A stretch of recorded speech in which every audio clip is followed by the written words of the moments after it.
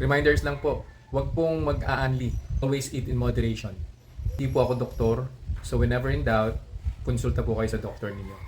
And yung results po ng mga review na ginagawa ko, it may vary.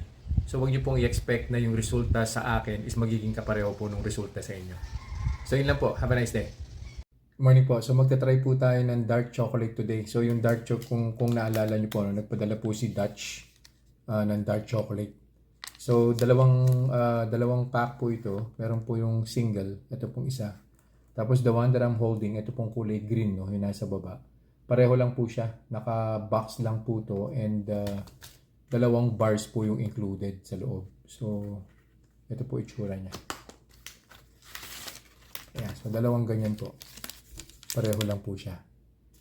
So it says no sugar added. Tapos stevia po yung sweetener po niyan. So yan. Nakapag-baseline na po ako. Blood sugar, 104 po yung baseline ko po, no, through yung Otay CGM. Kainin ko po ito. Of course, hindi ko po ito uubusin, syempre. Masyado pong marami to.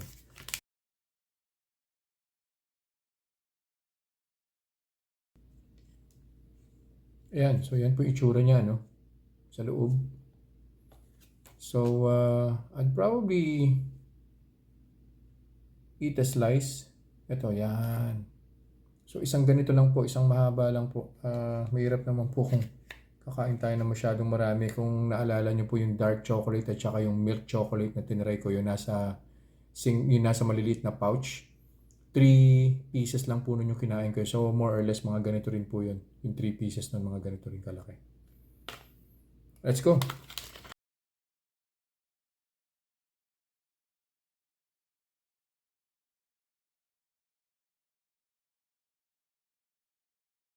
Conclusion na po tayo dun po sa kinain kong chocolates or dark chocolates today, no? Galing po siya sa Dutch. So, ang start po ng blood sugar level ko was at 106. And then after eating, after an hour, umakyat po siya, nag-plus 13 po siya. So, nag-119 po siya. And then after 5 to 10 minutes, umakyat pa po siya ng bahagya, no? 122. So, yun na po yung peak niya, 122. And then on the second hour, bumaba na po siya, nag-112 na po. Yun po yung reading. And then after 15 or 20 minutes, bumalik na po siya dun po sa baseline blood sugar, which is 106. So, ang conclusion po natin, no, sobrang minimal naman po nun, yung plus 13 on the first hour, and then plus 6 po on the second hour. And then after 2 hours and 20 minutes, bumalik na po siya ron sa baseline na blood sugar, which is 106. So, I don't think na magkakaproblema po kayo dyan. Kung gagawin niyo po siyang dessert, galing po kayo sa meal na low carbs, high fiber, high protein, medyo may kasamang fats, no? So, I don't think na magkakaproblema po kayo dyan. Huwag nyo lang po siyang isasabay sa pag kumain po kayo ng high carbs sa pagkain, tapos idadagdag nyo pa po siya. So, definitely, makakadagdag pa po siya dun sa mataas na blood sugar spike. So, yun lang po for this review. I'll see you guys in the next vlog. Bye-bye.